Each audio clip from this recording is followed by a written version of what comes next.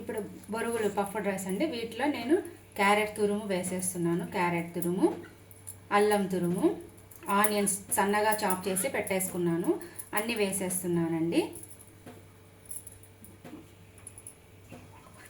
కొంచెం జీలకర్ర powder,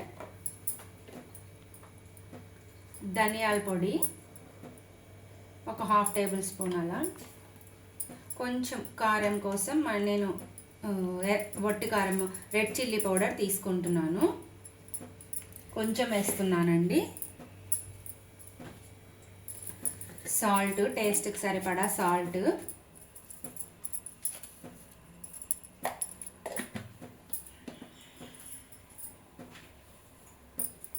chilli flakes కొంచెం, మీరు ఒకవేళ చిల్లీ ఫ్లేక్స్ లేకున్నా కూడా పచ్చిమిర్చి సన్నగా చాప్ చేసి వేసుకోండి, సరిపోతుంది. దీనికి నేను కొంచెం కార్న్ఫ్లోర్ యాడ్ చేస్తున్నానండి.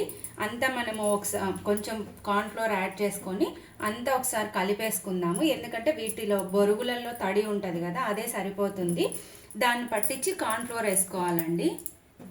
ఇలా మొత్తం మిక్స్ చేసుకోవాలా. టిక్కీస్ లాగా వచ్చే వరకు కొంచెం కార్న్ఫ్లోర్ వేసుకోవాలి. మీకు కార్న్ఫ్లోర్ లేదు అంటేనే శనగపిండి అలా అయినా వేసుకోవచ్చు, అది మీ చాయిస్. నేనైతే కార్న్ఫ్లోర్ యూస్ చేస్తున్నాను.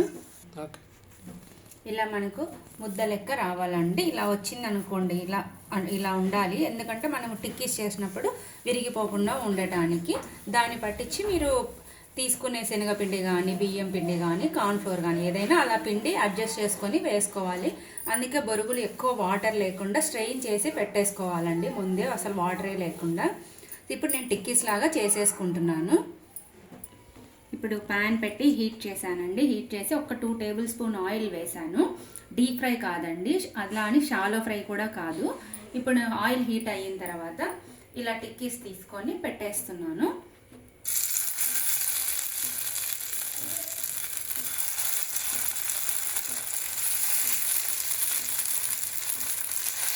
పెట్టేసి లో టు మీడియం ఫ్లేమ్లో పెట్టేసుకొని, ఫ్లేమ్ని లో టు మీడియం ఫ్లేమ్లో అడ్జస్ట్ చేసుకొని మూత పెట్టేసుకొని మనము కాల్చుకుందాము. ఇలా ఓపెన్ చేసేసి మనము టర్న్ చేసేసుకుందామండి, ఎందుకంటే ఎక్కువ ఉంటే మాడిపోతాయి. సో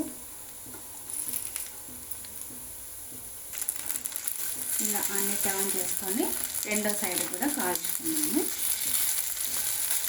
మనం ఫస్ట్ తీసుకున్న ఆయిలే సరిపోతుందండి.